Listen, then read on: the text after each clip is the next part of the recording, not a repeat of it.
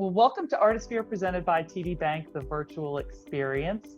I'm Carrie Murphy with Artisphere, and I am thrilled to present today's distinguished panel about art in public places. This panel discussion is being sponsored by United Community Bank, and I have with me today artist Joseph Bradley, artist Blessing Hancock, and City of Greenville Cultural Manager Tracy Ramser. Folks, thanks so much for being with me. I appreciate it. I'm going to jump right in. People want to know, tell us about yourselves. Blessing Hancock, give me the 411. Tell us a little bit about yourself. Thanks, Carrie. Good to be here. I'm an international public artist. I've been working doing large-scale sculptures that are illuminated and interactive, and they involve community engagement. And I've been doing that for about 12 years now. I probably have 50 or 60 sculptures throughout the world, and the most recent one I did in Greenville is called Spindle. And that was for our 15th anniversary. We certainly appreciate that contribution to our public art collection. Joseph Bradley, let's get the 411 on you. Hi, yeah, I'm a Greenville native. I was born here in Greenville, and I have a degree in studio art. I'm a nationally known artist. I travel around the country, represented by several galleries around the country. So I've been doing art full time for the past 12 years, and I'm excited to be here. Thank you so much. I'd like to go back to Blessing and ask you, Blessing, tell us what is the significance of art in public places? How do they impact the community? Why are public arts important? Well, I got into public art because I really like the idea of a public experience, something you don't have to go into a museum, something that's off limits. I like the idea that it's for everyone, that it's meant to be engaging. I do a lot of work that's interactive, so you can climb on it, you can make it a part of your daily life. Is really the ideal for me. Is that something that you pass by? Maybe you were involved in the early community engagement, and you can point to something on the surface, or you can bring all your kids and they can use it and appreciate art in a kind of a more universal way than maybe you might get with something you have to go inside and you can't touch it. So that's always been my appreciation for it, and I really like that it's a broad audience that it involves. Was there a pivotal moment for you that you thought, that's what I want to do? I want to be a part of public art? I think every artist has their story, but I read a book about public art, and I actually was like, I got my sculpture degree as an undergrad, and I got my master's degree in landscape architecture.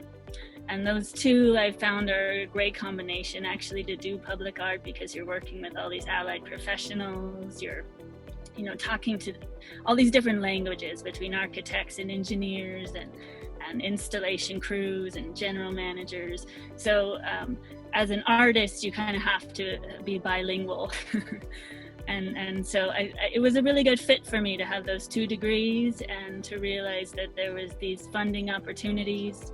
I didn't have to create everything up front. I could get a project, and then they start paying for the materials and everything as we go. It's not something that you have to self-fund. So that really appealed to me early on. Sure. So, Joseph, you have recently dipped your toe into the public art world. Tell us about your project in Greenville. Yeah, I was so excited to work with Stone Academy here in Greenville, who does a mural project every year with their 5th grade class. And they've got several murals now in the street, on the street, Stone Avenue. And, I had never done a mural before. And when they approached me for doing this, first of all, I hate heights. And so I was just like, do this. but my son is a fifth grader was a fifth grader that year, and so I was like, I'm gonna try to do this. And it was in probably the worst time of year for me possibly to take that time to do it, because I had so many other art shows happening. But we plugged away, and it was so much fun, and I thought the result was great and something to be proud of. Yeah, it truly is. And I actually have a photograph of your image here. If I can share. Well, this is actually not your image. It's part of the Stone Academy mural series, but this is your image. And so this was, I'm guessing, Joseph, the largest scale project you've ever done? Yeah, it was about 88 feet long and 20 feet tall. So it was a large wall to work on. And, normally I'm painting on canvases, and my largest pieces are, maybe go 8 to 10 feet, not 10 times that. So it was quite the undertaking, but we had so much community involvement, and we were working with the fifth graders. It seemed to go by pretty quickly. Okay, so you had a team. You had some assistant artists, did you, to help you put this mural together? Yeah, so we kind of prepped the surface and worked with a team that helped us trace the images down before we began. And then when I kind of got this is based on one of the paintings I'm sort of known for. And so I got the colors down to kind of minimal. So when kids were helping, they knew where they could paint, and it was easy. It wasn't like, there wasn't a lot of guesswork involved. And so I kind of structured the painting knowing that we were going to have different teams of kids coming in, and they were going to paint part of it. So we drew out what parts that certain groups were going to do, and we got so much done in a little time. Now, they were on the lower side of the mural, so everything higher than like arm's reach we had to do on a lift. So, yeah. So how long did it take you start to finish, Joe? It took us less than 2 weeks. Oh, okay. I think pretty fast for a mural, but yeah. Okay, so I'd love to know, for your first experience, what happened that you totally didn't expect that made it 5,000 times more difficult? What happened that you didn't expect that made it easier than you thought it was going to be? I think that it was unexpected that I think people in the community cared so much about it. And I normally work alone, completely alone. I'm such an introvert, but meeting everybody that was able to, put in time and effort for it. I mean, to me, that was such a surprise, but it also spoke highly of our community and just how much they care. And I think, like, as far as public art is concerned, I think that's what's unique about it, is there's a sense of community ownership in that art, unlike our art that's publicly owned in museums or art that's publicly owned in other places. Sort of murals and like public art outside is, you just feel like it's yours, so you kind of care about it a little more. Right. And talking about that, I'm so glad you brought that up, Joseph, because I just looked at a few things just online about, what do other communities say about public art in their communities. And public art helps a community express their values. It helps a community honor its history. Maybe it exemplifies a community's diversity. Certainly, we all know it enhances the environment. It can transform a landscape. It can heighten our awareness to certain issues, but basically it's an expression of a community's character. And I love Blessing's story about her piece that she did here in Greenville for our 15th anniversary last year, Blessing, tell our listeners what kind of community involvement you had to put this piece together. Sure. Well, this was in celebration of the 15th anniversary of Artisphere. So I was able to come to Greenville and set up a booth at the festival and collect all the text that was used from the local community. So we had a drawing exercise, and so we had a lot of kids get involved, and then we had a questionnaire so adults could give feedback. But all of the words on here, directly talk about the history of Greenville, what it's like to live there, what people like about their community. And so it's really, it's not about me impressing an opinion. I do use a lot of these stainless steel and lighting materials, but the story and the concept behind it is very local. Yeah, I love that. So Blessing, you were tasked with this community, this particular community in Greenville was having sort of a rebirth and a resurgence, but its first sort of economic rise surrounded around textiles, as so many communities did in our area. And so you took that shape of a piece of textile equipment. It's a spindle.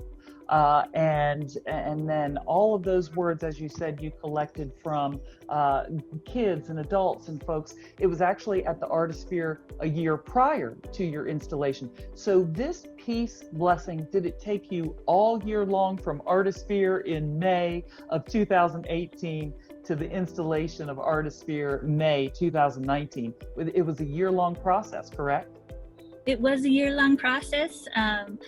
I wanted to involve the history of the local area with the textiles, and I think bringing history and into a contemporary form, it really helps people relate and bring kind of revived interest in what is old, and then kind of smashing that together with what's modern and contemporary. So it kind of keeps that story alive of the textile industry.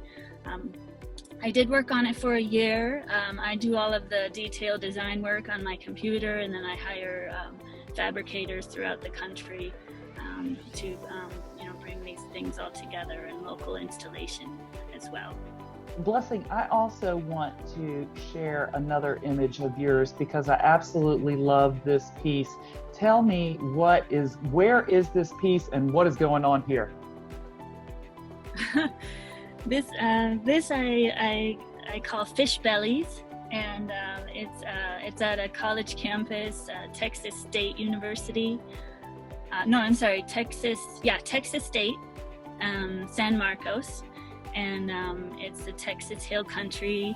And this is all about bringing the life of the river, the San Marcos River, up from which flows through campus there, bringing that life out of the river and bringing it up into this new student housing complex. So a lot of my work relates to the natural environment and getting people interested in new ways of looking at nature. So this is a social experience. Obviously, I really like when people can socially engage. When I first turned this on, this guy sat in there, and this was the first guy I think he had ever used the sculpture as soon as we turned it on. And then a bunch of kids just started flooding down from their rooms and talking to each other, making friends. And, to me, that was a big success opportunity, is something that allowed for all that to happen. Yeah, I'd say a success. I mean, that's exactly what you want to see, is people engaging with your art. So I'd say that was a home run. Hey, so Joseph, that's kind of when you were deciding on what piece you wanted to do for your mural project. Did you get some input with regard to what the composition would be, or how did you arrive at actually what that piece was going to look like?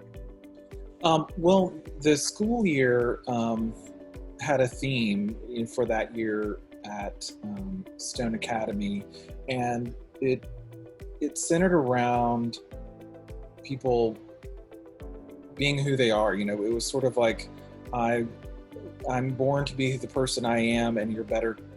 The world is better off if we all are ourselves. And so when I was looking at my work, I thought, actually, this sort of panel of of birds all flocked together would represent that. And it was funny because when I presented the idea, initially a lot of people were like, we're the theme is sort of about these kids being unique, and yet we have all these birds that look exactly the same. And I think that's what I was trying to challenge people, is that sometimes you look at a group, whether you look at a racial group or you look at a group of men or women or whoever, and you assume something about them. And what we were trying to say through these, through the birds, is that every single one of them is unique. They're shaped different, and they're all slightly different from each other. And to sort of assume something about them is sort of confronting our own prejudice. So I was actually really glad that came up in the conversations. And so we named the school, we helped name the piece, the students did. And so we named it Look Again, We Are Each Unique. And I thought it was a nice challenge for us as being in the community to sort of listen to what the students were saying through that. Right. I love that, Joseph. And you said, you used a phrase that I heard Blessing use when she was here last May, talking to some reporters about the spindle installation. Public art starts a conversation. And so I love that the students, not only got for both your piece, Joseph, and Blessing, your piece, the students got an opportunity, kids got an opportunity to be a part of the decision-making process and to work through that problem. Here's another interesting quote I heard a friend of mine say about some of her artist friends, or her artist background. Artists are some of the best problem solvers you'll ever meet. Blessing, have you ever heard yourself referred to as one of the best problem solvers? I think that relates to every project I've ever done. Yeah. Really? There is always a set of conditions, and sometimes it can seem insurmountable, the qualifications and the constraints of a particular site that you're given, the timeline, the budget. You're having to resolve all of these things and make it successful and popular at the end. So I loved to do puzzles when I was a kid, and I think this is just, each project is a big puzzle that I'm putting together. Miss Tracy, thanks again for joining us. I wanted to ask you, so what is the City of Greenville's approach to public art? Yeah, thanks, Carrie. It's great to be here.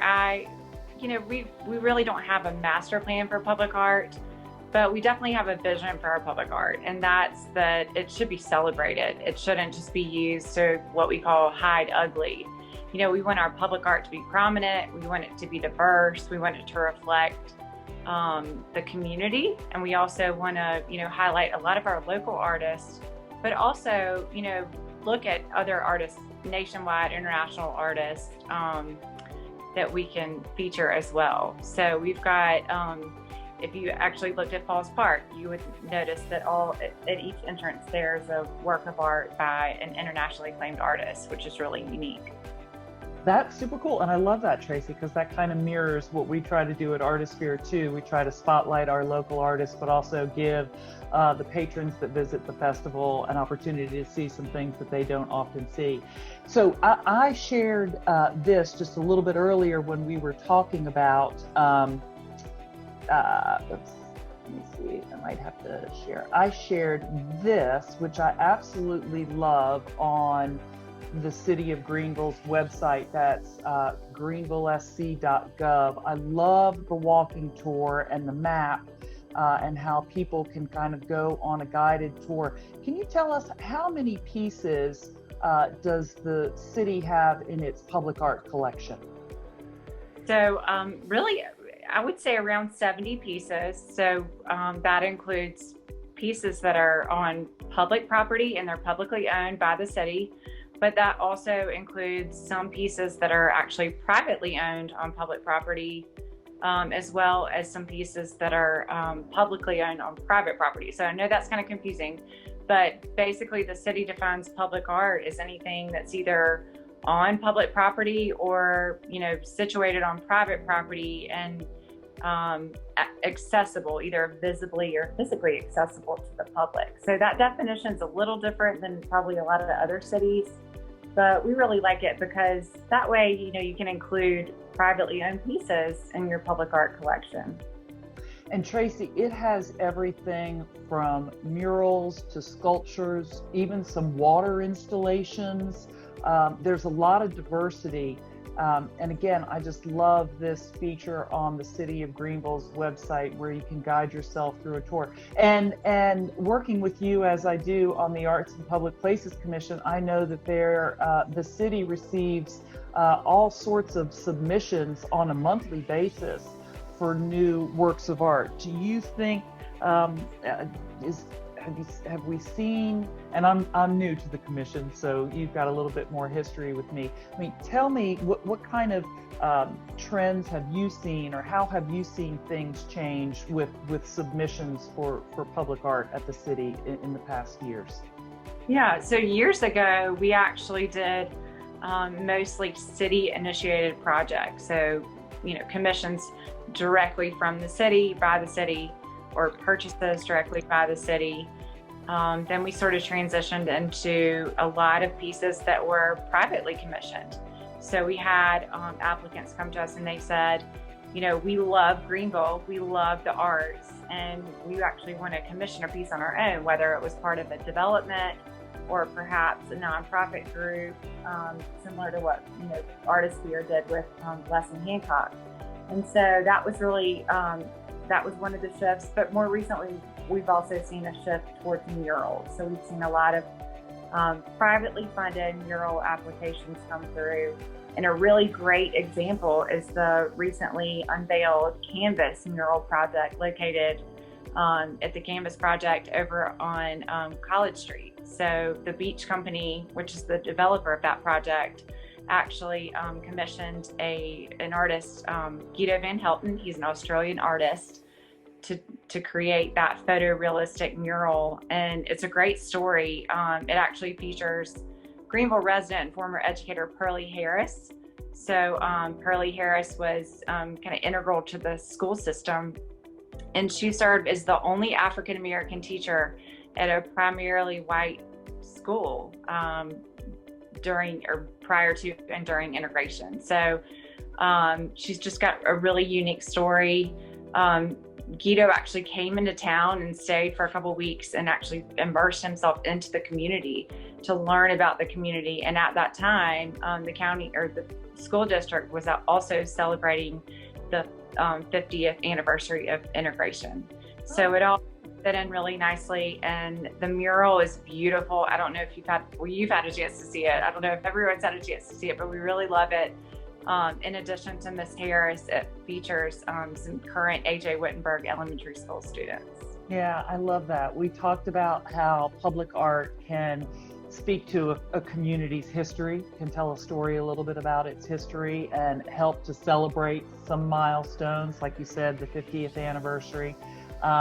But it is an amazing piece. Oh my gosh, it is impressive. It is quite the piece. So Tracy, quick question: who takes care of that? How does the city maintain its public art? Yes, so we maintain a lot of the publicly owned pieces of art, but we don't maintain privately owned pieces of art. So that mural was privately funded and will be privately maintained by the owner and developer of that project. But we certainly have our fair share of maintenance projects at the city with, again, over 70 pieces to maintain. So we have an inventory that we've developed that has a very detailed maintenance schedule for each of our pieces. A lot of times that would involve cleaning, but it would also involve things like site improvements, or in the case of the Aria project, which is a sculpture that was recently relocated from Stone Avenue to the Sue Simpson Garden on Cleveland Street. Yeah. That one needed to be repainted. And so we knew that piece needed to be relocated. And we really just took advantage of the situation, that we were already going to have to remove it from the site. Let's go ahead and have it repainted and then reinstalled at the new location.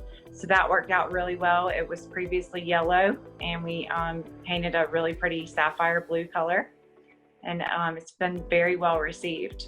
Right. But we do have our fair share of maintenance that we have to handle through the city, and our Arts and Public Places Commission actually does an annual maintenance inspection where they will go out, check out all the pieces in our collection, and report back on maintenance needs, which is really helpful to me and to other staff.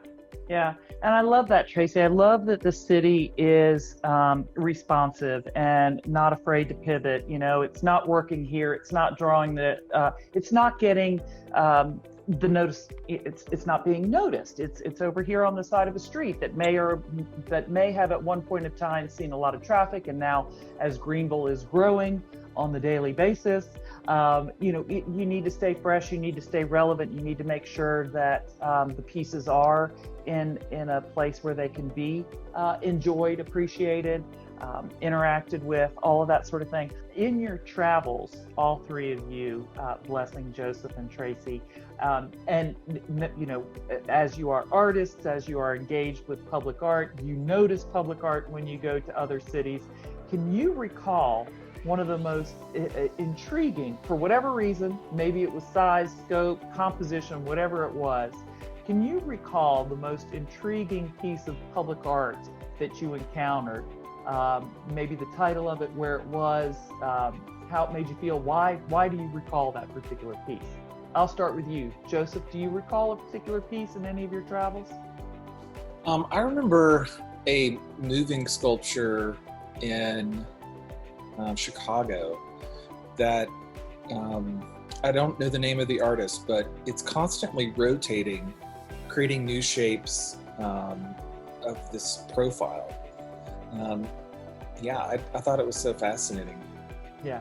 How about you, Blessing? You've seen quite a few pieces. Does one stick out in your head?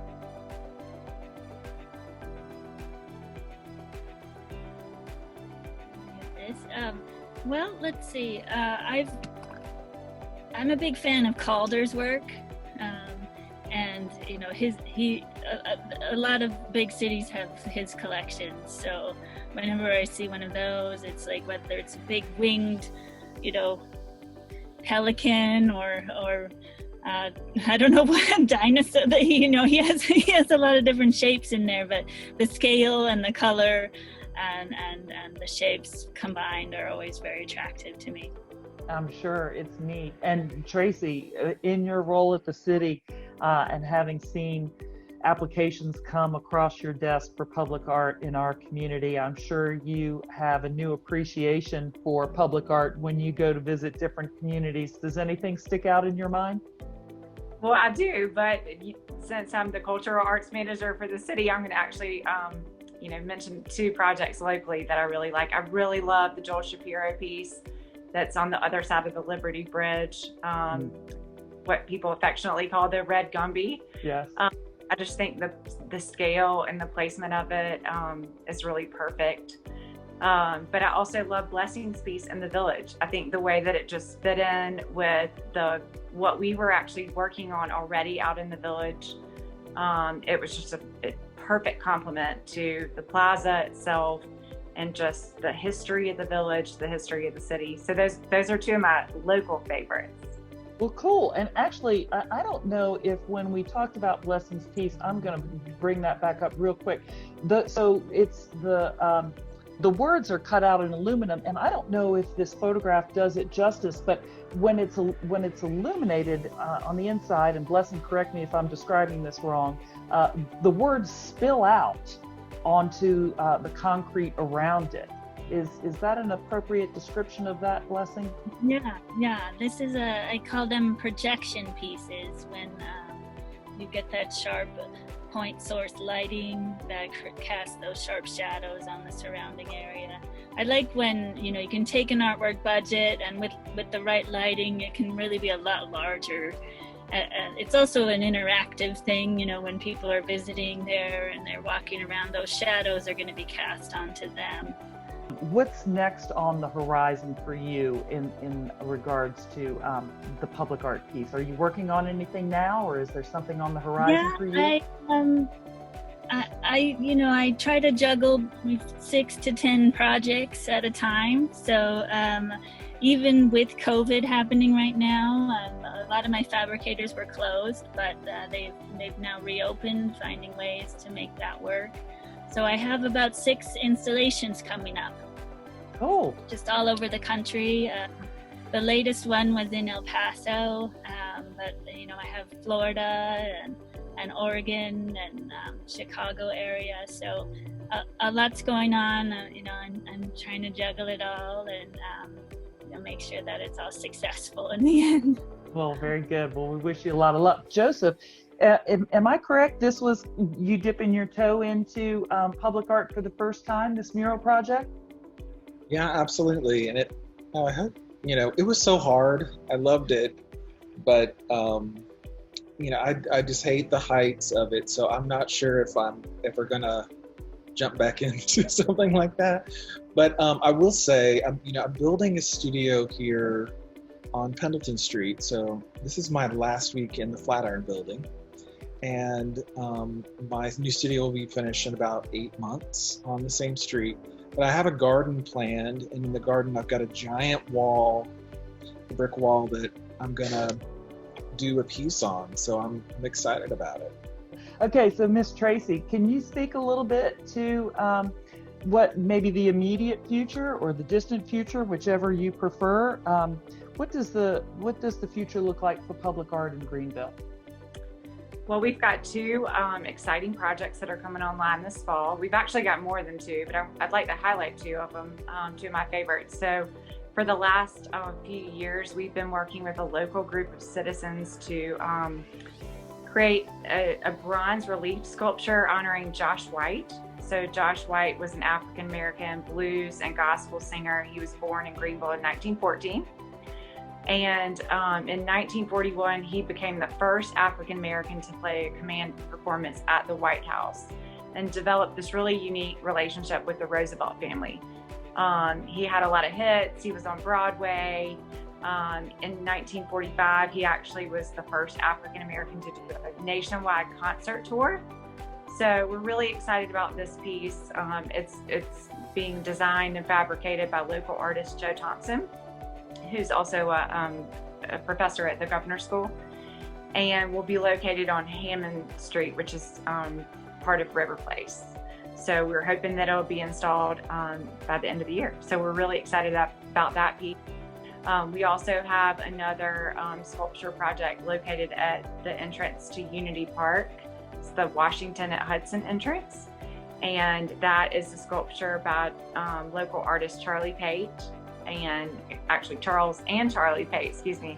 And it's of Lila Mae Brock. So Miss Brock was a beloved resident of the Greenville Southern Side neighborhood. She was a role model for the youth there, including her daughter, City Council member Lillian Brock Fleming.